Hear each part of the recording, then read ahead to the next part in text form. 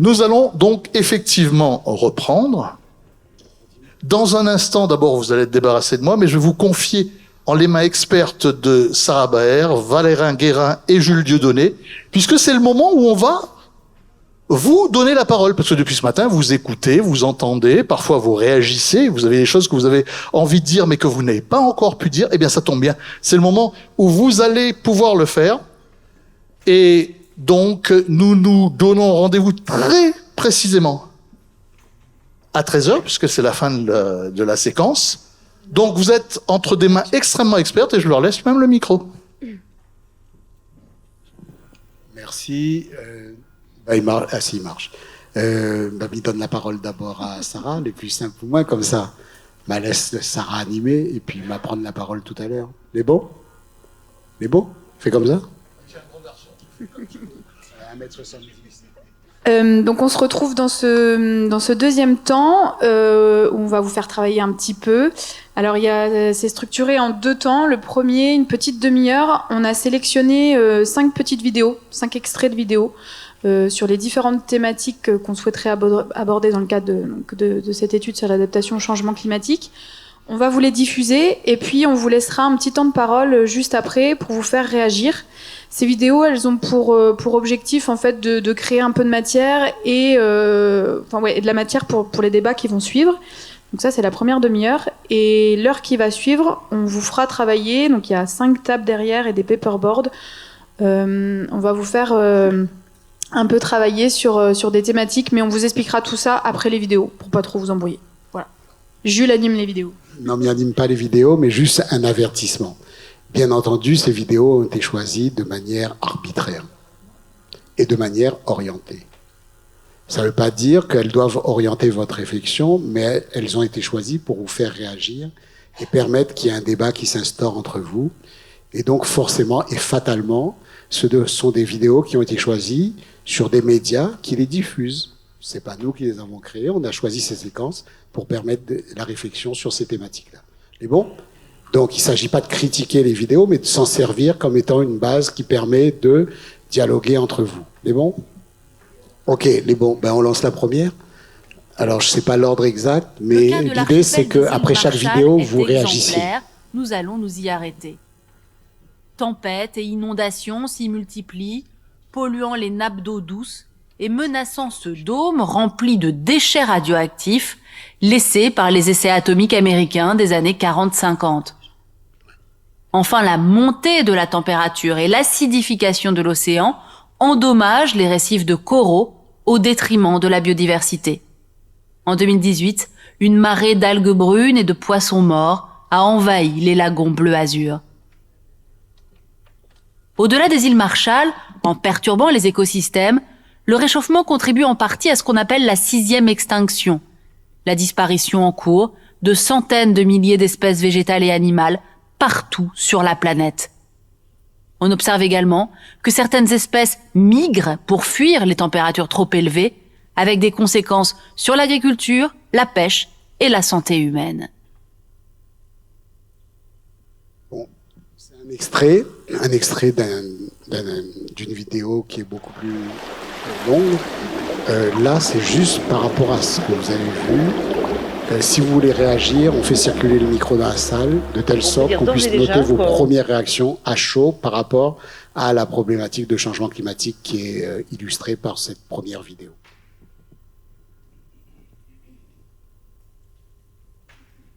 Quelqu'un veut prendre la parole, il ne sera pas lapidé. Merci. Jean-Bernard Marancia, agriculteur et lead délégué aux affaires agricoles à la région. Et moi, c'est un témoignage concernant l'érosion et sur du foncier agricole. C'est du foncier, maintenant, les agriculteurs, ils sont repoussés vers le haut. Le parc nous repousse vers le bas. On est coincé au milieu, sur des terres en pente, et on voit les cultures qu'elle entraîne avec la diversification. La canne, on dit qu'elle est en danger. Pour moi, elle n'est pas en danger, parce que la canne, il faudra qu'elle reste, parce que sur 2 parcelles à côté, une la canne, une fripation. La parcelle fripation, il il y a rien, il y a des herbes par terre et il y a les pieds de fruits de la passion et la canne. Et quand il pleut, on voit l'eau raviner la terre où il y a les fruits de la passion. C'est des rigoles de 50 cm des fois, et toute cette terre-là part à la mer. Rien. Alors, plus rapidement, comme ça, tout le monde peut intervenir, Oui. en tout cas, tous ceux qui veulent intervenir. Donc, essentiellement, la remarque que tu fais. La remarque, c'est que toute la bonne terre est partie à la mer. On veut nourrir la Réunion de demain à 1 million d'habitants, l'autonomie alimentaire, et ça fait peur. C'est pourquoi je dis qu'il faut qu'on fasse très attention. Même les collectivités, ils font des routes, ils font des lotissements, et ces gens qui font ce type de projet, l'évacuation d'eau, ça part toujours sur les fonciers agricoles. Il faudra faire attention pour pas que nos meilleures terres partent à la mer et polluent nos lagons. Merci Jean-Bernard. D'autres réactions? On note bien sûr tout ce qui est dit dans la salle. Théo?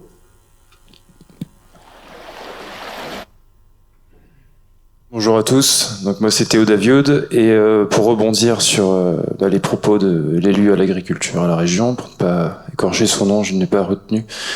L'érosion des sols à la Réunion, c'est un sujet qui me porte à cœur, donc ça fait vraiment plaisir d'entendre ce sujet-là aujourd'hui. Et en fait, pour répondre à cette problématique, il existe à la Réunion une plante qui est connue par tous, ou du moins par les anciens, c'est le vétiver. Et le vétiver, c'est une technologie verte. Pourquoi une technologie verte? Parce que c'est une plante non seulement qui est non invasive, mais qui permet de retenir les sols et du coup, capter les sédiments qui s'en vont par les pluies. Et en plus de ça, c'est une plante qui permet de créer du design, donc de designer un paysage qui répond à capter les sédiments, à permettre à l'eau de s'infiltrer, à créer de la biomasse. Ça fait 100 tonnes de matière sèche de biomasse par hectare. Énergétiquement, c'est très intéressant. C'est plus riche en énergie calorifuge que la biomasse de la bagasse, qui est utilisée actuellement dans nos usines à La Réunion. C'est également une plante phytoépuratrice qui permet de filtrer l'eau. Ça augmente les rendements en maraîchage, ça fait pousser plus vite les arbres fruitiers, et toutes les informations que je vous donne, elles sont disponibles sur le TVNI, donc c'est un réseau international sur le vétiver qui promeut cette plante dans le monde entier. Ok, du coup, à La merci. Réunion, il y a un Théo, gros travail à faire dessus. On a enregistré le message. Il y a d'autres plantes qui permettent de lutter contre l'érosion des sols. Après avoir expérimenté, on note tout ça. D'autres interventions? Ici. Ah, Madame Grondin. Oui, Reine-Claude Grondin, alors historienne pour Identité Première, membre de la Ligue de l'enseignement. Donc je voulais simplement rebondir sur plusieurs interventions, notamment rappeler que les débats qui touchent Mayotte en ce moment sont des débats qui ont déjà eu lieu à La Réunion depuis au moins 1854 et qui a donné naissance donc à un premier régime forestier. Et au cours de cette création, la question, effectivement, donc c'était protéger les eaux, protéger le château d'eau. Et pour protéger le château d'eau, on a sacrifié des populations. Et donc, ça rejoint un peu ce que disait monsieur. Donc, il y a eu, effectivement, ça a été extrêmement coercitif, avec des populations qui ont été lésées. Mais cet exemple montre effectivement qu'il y a une équation difficile à résoudre en matière écologique. Comment faire en sorte que tout le monde ait accès aux ressources et que ces ressources soient réparties de manière équitable, soit dans une perspective de commun, soit de manière équitable par d'autres moyens. Et c'est la question que pose monsieur. Quels sont les usagers et comment concilier les usages différents et concurrents? Merci. Il y aura une table sur l'eau dans tous les usages. Vous choisirez. Non, vous choisirez pas votre table. On choisira au hasard pour constituer les tables. Bonjour, Gilbert Laporte, simple citoyen, militant associatif. Alors j'ai écrit pour respecter un peu la consigne de concision, donc effectivement en réagissant par rapport aux nombreuses interventions que j'ai beaucoup appréciées. Et je vais un peu égratigner quand même l'intervenant Déal tout à l'heure, qui nous a énuméré comment il fallait mieux se comporter, Entre autres, mieux se loger, mieux se déplacer, mieux consommer, mieux produire, etc., etc. Il a oublié de mettre aussi mieux partager. Je crois que ça, c'est le vrai problème de demain. C'est mieux partager. Il y a quelques années, on parlait de la guerre de l'eau. Tout le monde riait, hein, la guerre de l'eau. On y est. On voit l'exemple de Mayotte. Je crois que le problème essentiel, c'est aussi comment, devant la démographie qui augmente, on partage autrement les ressources que certains s'accaparent. Il faut quand même dire les choses. Et à mon avis, devant les risques dus au changement climatique, il faut se poser aussi la part de l'homme dans l'aggravation des conséquences. Parce qu'on a toujours les climato-sceptiques qui disent « Ouais, mais à l'époque, il y a eu plusieurs extinctions d'espèces, les climats, les catastrophes naturelles, etc. » Mais ils oublient de dire que les études montrent que depuis quelques décennies, c'est quand même, on est quand même dans l'anthropocène. C'est quand même l'action de l'homme qui aggrave les conséquences. Et on a vu, hein, dans tous les exemples qui ont été montrés, comment la main de l'homme piétine, si je puis dire, allègrement la nature. Donc, à mon avis, il faudrait peut-être se poser des questions sur non seulement les solutions techniques et technologiques. On a bien vu à la Martinique, hein, en Guadeloupe, solutions technologiques ou techniques n'ont pas empêché. Il faudrait peut-être se poser des questions sur les solutions culturelles et sociologiques. Au lieu de consommer, revoir fondamentalement nos habitudes de consommation. Pas seulement au niveau des individus, des citoyens, mais aussi des producteurs et des distributeurs. Monsieur Laporte, on aura le temps, avec les tables rondes, d'échanger, de proposer. Ce que je vous demandais, c'était réagir rapidement à ça, pour laisser la place. Donc, juste une conclusion. Alors, s'il te plaît. Ne pas être dans l'adaptation, mais bien dans une réorientation de nos habitudes, c'est-à-dire une bifurcation de notre modèle de société. Ok, une dernière réaction, parce qu'il y a un deuxième film qui permettra aussi de continuer cet échange. En tout cas, ce qu'on veut comme échange. Dernière réaction. Claude, je te connais, très concis, une remarque. Une remarque, pas une disserte. C'est bon? Allez, donne à lui. Donne pas lui le micro. Cause à vous. Bonjour, Claude Clerc, Écologie Réunion, Conseil de la culture, de l'éducation et de l'environnement. Je voulais tout simplement dire que pendant que la Réunion a été mise en demi-teinte d'activité à cause de la Covid, j'habite la montagne, je me suis aperçu de l'extraordinaire résilience de la nature. Tout autour de moi, c'est refeuillé, il y avait des oiseaux, il y avait de nouveau des insectes et des papillons que j'avais pas vus depuis longtemps. Donc, je dis que si on fout la paix un peu à la nature, comme disait Michel Serres, on peut arriver à quelque chose. C'est tout, monsieur Gilles Dieudonné. Merci d'avoir respecté la consigne. Tu vois, c'est comme ça qu'on est applaudi. Donc la deuxième séquence vidéo, non, la troisième, deuxième séquence vidéo, c'est pour faire écho à la question de l'eau, je crois, c'est ça? Allons-y.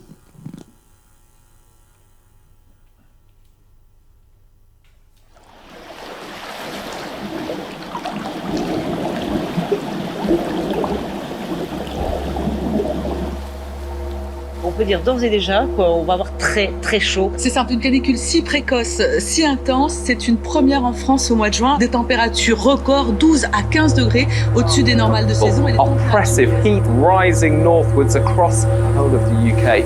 London 39 degrees, breaking the July record for the UK. Erfasst die Hitze dann auch das ganze Land. Wir sehen 33 Grad in Berlin, 37 Grad in Frankfurt.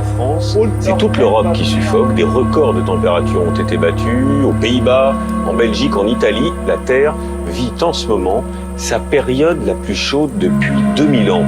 Alors, est-ce le seul fait de l'homme? Ce réchauffement est-il irréversible? En Europe, l'été 2019 illustre l'urgence de la crise climatique. Il a fait sa première victime, l'eau. La demande explose et l'offre se raréfie. La réalité est sombre. Va-t-on manquer d'eau cet été? Le niveau des nappes phréatiques inquiète. Les pluies de l'hiver n'ont pas été suffisantes pour reconstituer les réserves. In France, nearly 2/3 of all regions are affected by water restrictions. Farmers have seen their crops destroyed while others try to adapt to climate change. After two record-breaking heat waves in Aujourd'hui, 70% de l'eau est utilisée pour nourrir les hommes. Elle est devenue la ressource la plus convoitée de la planète.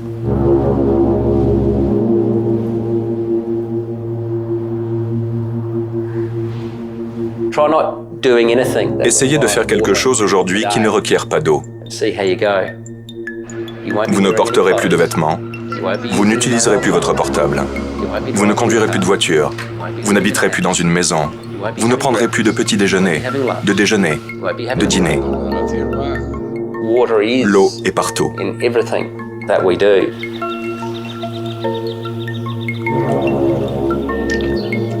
Pour sauver l'humanité, le monde de la finance veut imposer sa révolution. Augmenter le prix de l'eau et créer des marchés, comme celui du pétrole.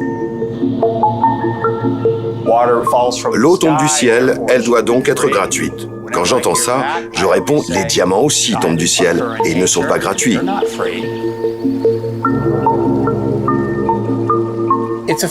C'est un produit financier comme un autre.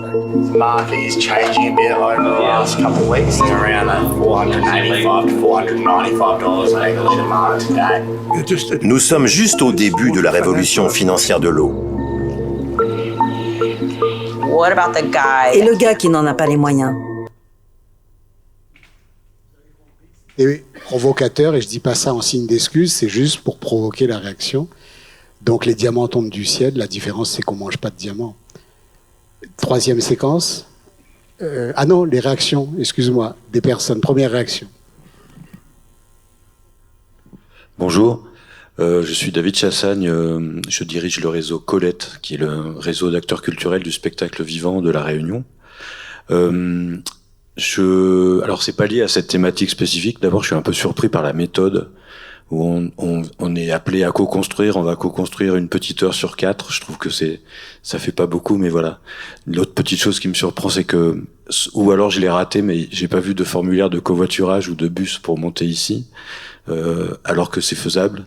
Nous, on l'a fait à Colette, pour notre séminaire Colette, on a mis en place un bus, ça nous a coûté 500 €, seulement 8 personnes l'ont pris, mais on est quand même très fiers de l'avoir fait parce que ceux qui l'ont pris sont contents et que ça fait partie des habitudes qu'il va falloir impulser, qui sont celles d'une nouvelle gestion du temps, d'une nouvelle gestion de ne pas remplir nos agendas avec 15 rendez-vous quand on ne peut en faire que 3. Voilà, donc bon, j'ai plein de choses à dire, donc je vais pas tout dire, j'ai juste 2 choses à dire. Et puis en plus, je vois qu'on n'a pas beaucoup de temps parce qu'on s'en laisse pas assez. Nous, à Colette, on organise des rencontres pro-transition écologique. On en a fait une avec Frédéric Sarr de la Direction Générale de la Création Artistique, qui est la Madame Développement Durable du ministère de la Culture. Et on avait en visio David Hirle, qui est co-rédacteur de Décarbonons la culture, qui est une sorte de bible de la décarbonation de la culture. Aucun élu politique n'est venu, comme à chaque fois. Et alors, moi, je vous invite, même si vous n'êtes pas élu, à vous tenir informé de ce qu'on fait, parce qu'on est preneur de toutes les initiatives, parce que le spectacle vivant est une filière dans laquelle on doit aussi s'adapter, et on va le faire, on est en train de le faire. La deuxième chose que je voulais dire, c'est qu'il y a des choses qui se font sur le terrain. Ce que j'ai entendu ce matin, c'était très descendant, et je pense qu'il faut faire de l'ascendant. Je peux vous citer des tas de cas de choses qui existent. Okay. Sur les... Non mais si je peux finir, c'est bien quand même. Et il y a une dernière chose que je voulais dire, c'est que j'ai pas entendu parler du tout ce matin de démocratie. C'est-à-dire que là, ce vers quoi on s'avance, c'est pas seulement de développement durable et de la planète qu'il est question, c'est de reformater tous nos modes de fonctionnement, dont le covoiturage et le bus peuvent faire partie. Et je pense que c'est très important parce que c'est peut-être avec cette thématique-là qu'on peut remobiliser un élan démocratique dans des démocraties où on voit bien qu'en ce moment le populisme s'enflamme. Et c'est sans doute autour de cette question qu'il faut refaire du collectif. Et donc je termine, et qu'il ne faut pas donc recréer les silos que l'on reproche à toutes nos institutions. J'ai bien peur qu'on ne fasse que recréer des silos parce qu'on ne sait pas faire autrement. Et si on recrée des décisions par silos, on s'en sortira pas. Donc voilà, bienvenue aux événements de Colette pour ceux qui le souhaitent. Et merci, Monsieur Chassagne. Merci aussi de contribuer à mettre les initiatives que vous avez prises sur Pangar, puisque Pangar, c'est effectivement une plateforme. Excusez-moi. Pangar, c'est une plateforme qui a été mise en place, qui permet aussi de collecter, sans faire de jeu de mots avec Colette, collecter les initiatives qui peuvent être ensuite amplifiées. Donc, n'hésitez pas à aller sur Pangar et à enrichir le site de vos initiatives. D'autres prises de parole?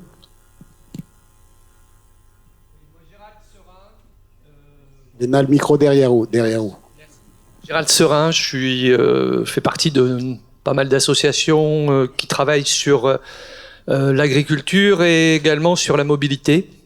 Voilà. Alors moi, je voudrais revenir sur l'intervention de Monsieur Charpentier, parce que je trouve que ça a été un moment fort. Enfin, je sais pas moi, je trouve que ça a été un moment très fort, parce que je sais pas si vous avez pris la mesure de ce qu'il a présenté, mais je trouve que c'est voilà. Et donc moi je me suis dans son propos il a dit que les décideurs n'avaient pas pris les décisions qui normalement s'imposaient et que même par expérience, il continue à toujours repousser les décisions. Il a donné l'exemple de ce qui n'a pas été décidé encore cette année. Et donc moi, je pose la question, quelle est la responsabilité des décideurs qui n'ont pas anticipé et qui ne prennent toujours pas les décisions qui s'imposent ? Il y a un moment donné, il va falloir les mettre au pied du mur et qu'ils se sentent un petit peu responsables. Alors, il commence à y avoir des actions en justice au niveau européen. Il pourrait peut-être y en avoir au niveau régional. Ok, une autre réaction, pardon. Derrière, d'abord. Après, Mirodonao la parole. Hein? Là, c'est vraiment des réactions par rapport à ce qu'on vous demande, par rapport aux vidéos, pour qu'on puisse enrichir ensuite les débats autour des tables. Sinon, si on fait des remarques sur ce qui s'est passé l'année dernière, ça risque de pas pouvoir permettre qu'on oriente les réflexions sur les tables qui sont constituées ensuite. Léo. Oui, bonjour à toutes. Léo, représentant régional du pacte de transition citoyenne océan Indien, avec les autres îles qu'il ne faut pas oublier. Donc là, il ne s'agit pas de moi, il s'agit effectivement de rebondir sur à chaud.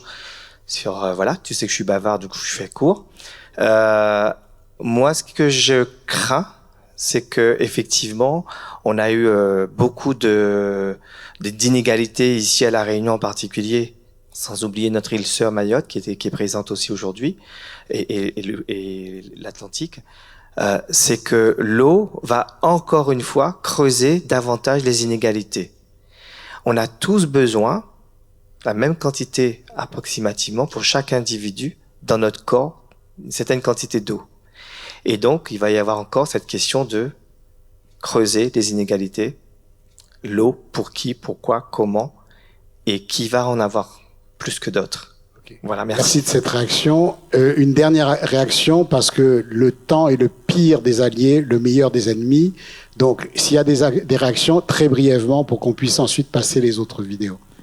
Moi, juste pour dire que moi, en tant qu'agriculteur, les prochains projets de serre, la ville, la construction des serres pour faire du maraîchage, s'il n'y a pas un endroit pour stocker l'eau qui tombe, même s'il tombe plus rarement maintenant, pas d'autorisation de faire ce projet-là.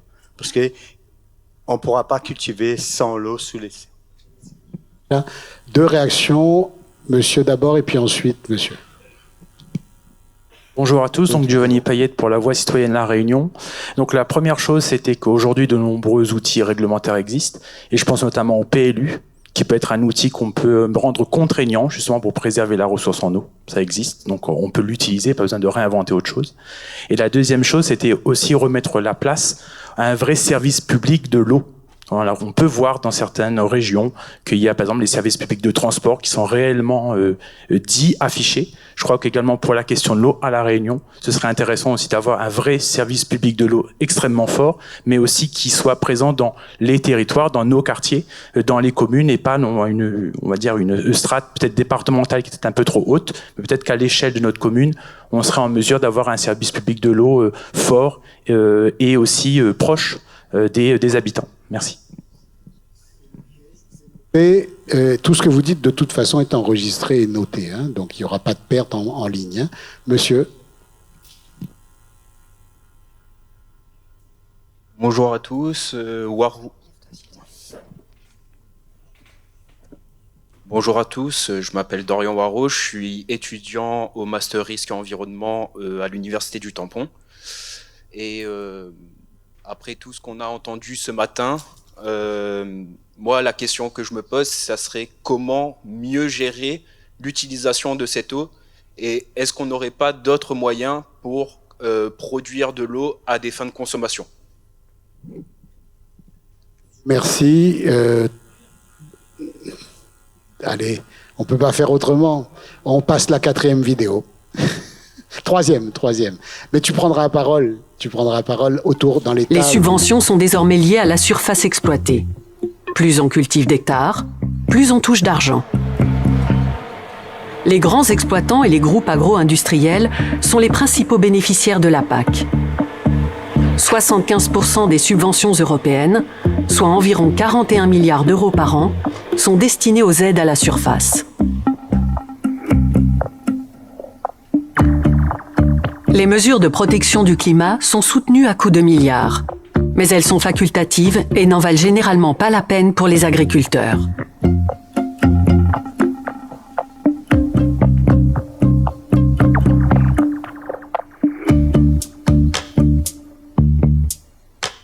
On sait depuis des années que 80% des aides de la PAC vont à 20% des plus grandes entreprises agro-industrielles. En Europe de l'Est, ces subsides sont souvent empochés par les oligarques qui participent activement à l'accaparement des terres. L'ONG Corporate Europe Observatory s'est spécialisée dans l'analyse des subventions européennes. Dans le cas des aides agricoles, il est frappant de voir que très peu de petits exploitants en bénéficient. En 10 ans, 10 millions d'agriculteurs européens ont cessé leur activité. Cela représente 25 à 30% de l'ensemble de la profession. Malgré les milliards d'euros des contribuables alloués à la PAC, un grand nombre d'exploitants ont fait faillite. Ces milliards d'euros vont surtout aux grands propriétaires terriens ou aux sociétés agro-industrielles. Ainsi, entre 2014 et 2021, le groupe sucrier allemand Südzucker, qui réalise un chiffre d'affaires de 9,5 milliards d'euros, a perçu plus de 25 millions d'euros de subventions européennes. Friesland Campina, une coopérative multinationale qui se targue d'être l'une des plus grandes entreprises laitières au monde, a touché 27 millions d'euros au cours de la même période. Sucrière de la Réunion, une filiale du géant français Tereos, a reçu 250 millions d'euros.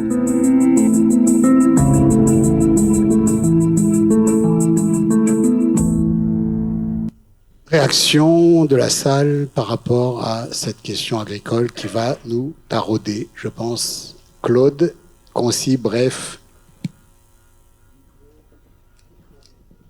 Après, tu lui retires au bout d'une minute. Merci à vous. Je me pose la question suivante. Apparemment, les décideurs sont les financeurs. Et ce sont eux qui tiennent le concept de développement durable et qu'ils imposent leur façon de voir. C'est pour ça qu'à Écologie Réunion, après mûre réflexion, nous proposons, nous, la dénomination développement préférable. Parce que c'est eux qui ont la main mise sur tout ça, ils font exactement ce qu'ils veulent. C'est une minorité qui dirige le développement durable avec tous les effets pervers que cela entraîne et qui sont évoqués depuis un certain moment déjà et depuis ces quelques petites vidéos que nous propose Pangard ou Jules Dionnet. Voilà, merci. Non, c'est Pangard. Jules Dionnet, c'est un citoyen comme toi. Oui, mais justement, m'aime bien Jules Dionnet. N'est pas avec nous. La salle, réaction par rapport à Jules Dionnet, s'il vous plaît.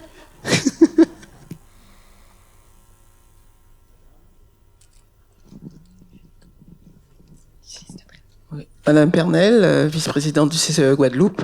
Alors, je réagis sur les modalités effectivement de financement européen, puisqu'on les connaît.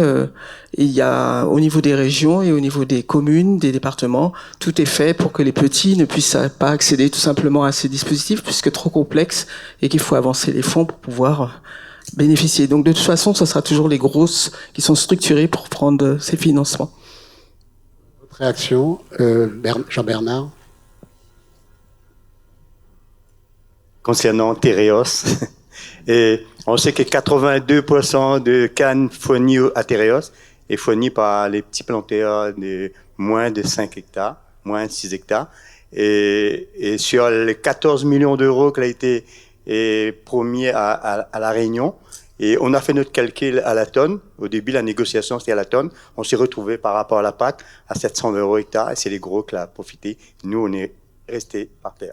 Donc ça interpelle, mais concrètement, ces vidéos ne sont pas là pour créer polémique, mais plutôt pour créer réflexion par rapport à la première séquence qu'on a eue. Je fais juste un petit aparté. Il est sorti un certain nombre d'idées de la séquence du 9 octobre, et c'est par rapport à ces idées-là ou ces opinions qui ont été émises sur la monoculture, des choses comme ça, que nous avons choisi de faire une projection de ces vidéos pour vous faire réagir et pour alimenter ensuite la réflexion sur les tables. D'autres réactions? Et après, sinon, on passe à la dernière vidéo, la 4e. Stéphane Leduf, éducateur à l'environnement et bénévole pour le collectif Oasis Réunion. En fait, il y a une phrase qui dit « Pour qu'il y en ait peu qu'il y ait beaucoup, il faut qu'il y en ait beaucoup qu'il y ait peu ». Je vais peut-être un peu secouer, mais pour moi, le grand fléau, c'est l'ère industrielle, parce qu'il est la source des maux de tous les problèmes écologiques et de santé, et dans tous les secteurs. Et ça paraît dur, mais c'est une réalité. Si on regarde au niveau de l'écologie, au niveau agricole, on a enlevé toutes les haies, où il y avait toutes les écologies avec les papillons, chaque élément avait sa place. On a tout fait pour faciliter, on a fait des grosses machines, on détruit, on pollue, c'est la catastrophe. Et pour moi, on mène à où? On va droit dans le mur, et sur tous les domaines, que ça soit au niveau santé, l'industriel au niveau santé, quand on regarde ce qu'on mange, ce qu'on nous propose à manger, pour moi, c'est hors la loi. Et on est là, aveugle, et on oublie tous ces points-là qui sont à la base de l'humain, et c'est une grosse question. C'est vrai que là, en disant ça, je peux me faire des ennemis, mais je préfère être réel. Merci. Merci. D'autres réactions? Une dernière, et on passe ensuite à l'avant-dernière vidéo. Monsieur Laporte, et ceux qui n'ont pas pris la parole, osez la prendre. Ne laissez pas prendre la parole par ceux qui ont l'habitude de la prendre. Je rebondis sur ce qu'il vient de dire. Je crois que les problèmes de changement climatique et environnement doivent être liés aux problèmes de santé publique qui se posent en même temps. On parlait de Mayotte. Moi, j'ai été à Mayotte la semaine dernière et j'ai vu les problèmes de santé publique que la rareté de l'eau pose. Et donc, il ne faut pas ne voir que le problème environnemental, mais aussi le problème de santé publique. Voilà. Cette réaction, une dernière réaction, monsieur. Deux. Allez, deux. Les bons deux. Hein. Frédéric Picot, simple citoyen. Monsieur, madame d'abord et ensuite tout. Ok, bonjour Gabriel Savy, ça fait des années que je travaille plutôt en Afrique sur toutes ces problématiques de réduction des risques ou de risques. Ce que je voudrais dire par rapport à la Réunion, c'est qu'on parle de... Donc, ce qui vient de se faire voir là m'amène au sujet de la sécurité alimentaire. D'accord ? Parce que l'eau et la sécurité alimentaire, si on veut survivre, en Afrique, ça fait déjà longtemps qu'ils réfléchissent à comment gérer les ressources. On en a parlé, comment on les gère, comment on les partage, pour qu'un jour, on n'arrive pas à s'entretuer. Ce qui est déjà le cas en Afrique, d'accord ? Ils s'entretuent pour ces ressources-là. Moi, ce que je vois, j'ai pas la prétention de bien connaître la Réunion, mais par contre, j'ai des amis qui travaillent la terre et les jeunes qui veulent retourner à la terre parce qu'ils ont justement cette prise de conscience de comment on va manger demain, comment on décide d'avoir un avenir différent. Et là, moi, je regarde juste et je dis, mais comment c'est possible aujourd'hui à La Réunion que ces jeunes qui ont des diplômes n'accèdent pas à la terre? Alors moi, je vais jeter un pas dans la mare aussi. Je vais pas me faire que des amis, hein. On est bien d'accord. Mais bon, depuis ce matin, j'écoute, et à un moment donné, j'aimerais bien, faire réagir un peu. Et comment ça se fait que la SAFER, c'est si compliqué? Et j'ai plein d'exemples à côté de moi, des gens qui sont diplômés, qui ont des projets et qui n'arrivent jamais à avoir un accès au terrain. Monsieur, n'hésitez pas à faire part de ces réflexions aux tables ensuite. Frédéric Picot, simple citoyen, donc je travaille également dans le domaine de la conservation de la biodiversité au Conservatoire botanique de Mascarin. Pour rejoindre les propos de madame au niveau de l'agriculture, il faut savoir qu'on parle souvent du jardin créole comme un exemple, Et c'est quoi un jardin créole? C'est dans un espace réduit, de la biodiversité cultivée, avec le maximum de biodiversité, c'est-à-dire tout le contraire d'une monoculture. Ça préserve les sols, ça préserve la biodiversité, ça préserve les insectes, ça accentue la pollinisation. Et donc c'est vers ce type d'agriculture, agroécologie, permaculture, qu'il faut se tourner pour assurer notre autonomie alimentaire, qu'il faut se tourner pour préserver nos sols, qu'il faut se tourner pour éliminer les intrants, en tout cas les réduire les maximum pour pas polluer les sols, et aussi pour garder l'eau. En fait, il faut une agriculture régénératrice dans tous les domaines. Et juste pour réagir sur la partie financiarisation de l'eau, là on arrive dans un système, on va dire, économique qui va créer des inégalités. Effectivement, on parlait d'équité. Il y a quelque chose de très simple, et il y a des études sérieuses qui l'ont montré. Vous pouvez écouter par exemple Timothée Paric. Si vous donnez aux citoyens les premiers mètres cubes d'eau, les premiers kilowattheures d'électricité, voire même les premiers besoins alimentaires, c'est totalement faisable et c'est faisable économiquement. C'est juste une question de partage, d'équité. Effectivement, la transition écologique, elle pourra se faire uniquement si on prend en compte l'équité et l'inclusivité. Ok, merci. Alors, parce qu'il est 12 heures et parce qu'on nous a demandé de respecter un certain timing, on va passer directement à la dernière vidéo. On n'en aura perdu qu'une seule, c'est pas mal. On va passer à la dernière vidéo qui introduit le travail qu'on va faire ensuite en table ronde. Ça vous va? Ou vous voulez quand même voir la 4e ou la 5e vidéo? On va directement à la dernière? Ok. Donc, cette vidéo-là, c'est bon? Ok.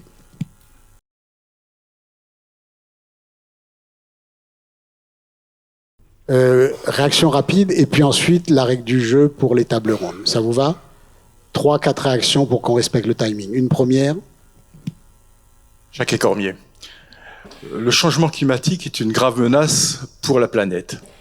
Mais le plus gros problème actuellement, ce n'est pas le changement climatique, c'est la pollution atmosphérique qui tue par an 7,3 millions d'habitants. C'est 10 fois plus que le nombre de morts par les inondations, les ouragans. À La Réunion, on est aussi confronté à la pollution atmosphérique. La semaine dernière, on voyait le soleil très rouge à l'horizon le soir. C'est parce qu'il y avait de la pollution qui venait donc de l'Afrique et de Madagascar. L'autre point important, les hommes, nous avons besoin de l'oxygène. Et cet oxygène, ce taux a diminué de 50%, on va dire, depuis l'époque du Jurassique, donc où il y avait les dinosaures. Actuellement, il est de 21%. Dans certaines villes de Chine, ce taux atteint 12%, avec de graves problèmes. Donc, cet oxygène à La Réunion, on dit, nous, on peut ne pas être impacté. Mais la moitié de l'oxygène qu'on utilise vient de l'océan. Et selon la NASA, depuis 1980, plus de 30%, une baisse de 30% de l'oxygène venant de l'océan, lié au phytoplancton. Et pour terminer, je dirais que pour La Réunion, c'est souvent qu'on voit les cascades du Niagara qui se trouvent à sec. Mais à La Réunion, la pluviométrie a un cycle de l'ordre de 10 ans, plus ou moins 2 ans. Et actuellement, nous sommes dans une période plutôt de sécheresse. Voilà. Merci. D'autres réactions? Monsieur. Alors, Bernard, le plus simple pour économiser les kilomètres, concis, précis. Moi, c'est pour dire que s'il y a la bonne volonté, on peut avoir assez de infiniment d'élevage à La Réunion est suffisant pour fertiliser nos sols et d'arrêter de prendre l'engrais minéral qui vient d'Europe. Position, je le prends comme tel. Monsieur pas Colette, Chassagne. Oui, là, vous venez de nous présenter une vidéo donc, sur le thème de la réduction des émissions de CO2. Vous êtes donc plus sur l'atténuation que sur l'adaptation. Mais c'est bien, c'est peut-être que vous avez retenu ce qui a été dit à la dernière série d'ateliers. Et ça montre qu'il faut surtout pas oublier l'atténuation, parce que l'atténuation d'aujourd'hui, c'est l'adaptation de demain.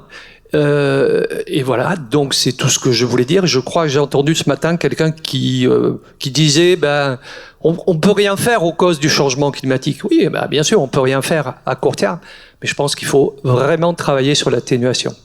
Merci, Monsieur Chassagne. Et ensuite, tu voulais réagir, Madame? Non. Si je veux. Oui, très vite, ce que les deux dernières vidéos m'inspirent, enfin, c'est une question qui pour moi est centrale, c'est celle des financements. C'est-à-dire qu'on est sur des modes de financement très souvent de court terme et basés sur des logiques de rentabilité globalement, en tout cas de surcontrôle immédiat. Je pense que si on et là peut-être on peut agir au niveau local, c'est-à-dire d'introduire du financement durable. Si je prends le cas des structures culturelles, c'est la course aux appels à projets qui pour moi est ce qu'il y a de plus délétère, c'est-à-dire on court à l'appel à projet, on passe 6 mois de son année à chercher des sous qu'on a en retard et ensuite on a 4 mois pour réaliser le projet, alors que je pense que des conventions pluriannuelles d'objectifs devraient être la règle du financement dans tous les domaines et pas seulement culturels. Et l'appel à projet devrait être l'exception, puisque on révolutionnerait. C'est encore une fois une question de temps, quoi, de gestion du temps. Voilà. Ok, merci. Tu veux réagir? Vous voulez réagir, pardon? Bonjour, Émilie Ling Huang, représentante de l'association Fresque.re. On est des animateurs qui font de la sensibilisation sur les enjeux environnementaux. Moi, je voulais juste faire un petit point focus parce que je l'ai entendu juste sur une toute petite phrase dans la dernière vidéo sur la partie végétalisation de l'alimentation. Donc, en parlant d'atténuation et pas uniquement d'adaptation, mais je pense que ça marche dans les deux cas. Faire en sorte de faire changer un peu les normes de société et les envies de chacun, de se dire que végétaliser notre alimentation, ça va aller à la fois dans le sens de diminuer notre impact environnemental, et en tout cas sur nos émissions de gaz à effet de serre, en particulier sur la consommation du bœuf, mais également sur l'autonomie et la résilience alimentaire de la Réunion, puisqu'aujourd'hui, effectivement, il faut, pour élever des animaux, il faut beaucoup plus de ressources que pour faire pousser des végétaux. Donc voilà, c'était juste pour faire un petit focus sur le sujet. Merci. Alors maintenant, on va passer sur la dernière phase de cette journée. Pourquoi ces films? Juste pour pouvoir introduire la suite. En fait, ces séquences vidéo n'avaient pas pour but de vous faire débattre de la question qui est posée ici, mais simplement d'éveiller un certain nombre de réactions et de lumières qui permettront ensuite, sur les tables de travail, d'évoquer ces questions-là. Il faut vous dire que si on a choisi ces films, c'est parce que le dernier atelier qu'on a fait le 9 octobre proposait un certain nombre de pistes. Et on s'est dit, allons approfondir ces pistes-là et surtout donnons l'information et l'envie d'aller réagir et d'aller réfléchir aux pistes qui ont été proposées. D'accord? Si on parle de monoculture, bien évidemment, si on parle de monoculture, c'est parce que le 9 octobre, on a parlé de la canne à sucre. En bien ou en mal, peu importe, mais bien évidemment. Si on parle le dernier vidéo, c'est on a 10 ans pour agir. Ça veut dire que, concrètement, le thème, c'est pas atténuation-adaptation, c'est de dire comment on fait là, parce que c'est déjà maintenant. Et donc, du coup, juste une dernière réaction, parce qu'on a oublié de le faire, c'est de dire, si ça se passe demain, parce que bien évidemment, ça se passe pas, c'est demain. Si ça se passe demain, est-ce qu'on est prêt? Oui, non?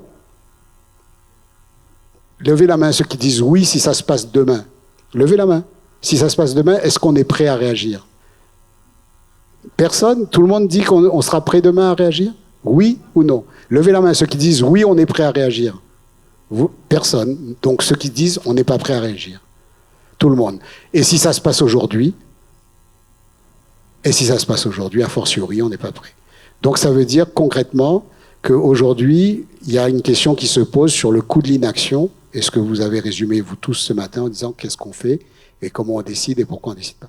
Donc la deuxième et dernière phase maintenant, alors on va essayer de faire quelque chose, puisqu'on est plus que ce qu'on pensait être, donc tant mieux. Il y a 5 tables, c'est ça, 5 tables, donc on va le faire un peu au hasard. Les 2 premières colonnes rejoignent une table. Alors, excusez-moi. Donc, du coup, comme il y a plus de monde que prévu, il y a donc 2 parties de la salle, mais les 2 parties de la salle vont débattre sur les mêmes thématiques. D'accord? Donc, on a séparé les 5 thématiques dans 2 parties de la salle. Certains seront sur les tables et emmèneront leurs chaises, ce qui permettra de dégager de l'espace pour que les autres travaillent sur les mêmes thématiques, mais à partir des paperboards qu'on a disposés ici. D'accord? Et pour faire ça un peu au hasard, pour pas qu'on se retrouve entre sachants, entre étudiants, entre experts, entre, nous on s'est dit, les 2 premières colonnes choisissent une table et vont sur cette table-là. Les 2 deuxièmes colonnes choisissent une table, et 2, etc. C'est compris? Et donc, alors, il y a sur les documents qu'on va vous remettre pour permettre de... S'il vous plaît, Sur les, ouais, chacun. Ouais, attends. Trop d'injonctions, donc je ne vais pas pouvoir tout dire. Donc je vais dire les choses les unes après les autres. Lorsque vous irez sur les tables ou sur les paperboards pour travailler, on va vous donner une fiche sur laquelle fiche il y a des constats, des enjeux, des objectifs qui ont été décrits et qui ressortent des premiers ateliers qu'on a mis en place. Et ensuite, il y a 3 questions qui vous permettent de faire des suggestions ou de proposer des initiatives. Et ça, il ne faut pas, comme il y a 3 questions, et la tentation qu'on a, c'est quand on pose des questions, c'est d'y répondre direct. Donc les 3 questions ne sont pas là pour être répondues. Elles sont là pour inciter à la réflexion. D'accord? Donc n'essayez pas de répondre directement aux questions quand vous êtes sur la table de l'eau, par exemple, il y aura 3 questions, sur la table de l'agriculture, 3 questions. N'essayez pas de répondre directement aux questions, mais servez-vous des questions pour débattre entre vous des initiatives et des actions que vous pourriez proposer dans les domaines qui vous sont affectés par table. Ça vous va? C'est clair? Les bons? C'est compris? Donc on va faire ça comme ça. Ne bougez pas tout de suite. On prend les 2 premières colonnes, etc. Et vous partez avec vos chaises. Comme ça, on libère la place et la deuxième moitié de la salle restera ici. C'est bon? 2 premières colonnes, une table. 2 deuxièmes colonnes, une table. Repérez-vous pour vous reconnaître. Non, prenez une table. Voilà, il y a 5 tables. Pareil pour là et pareil pour là. Les bons? Ou lève. Allez, lève. Oh, allez.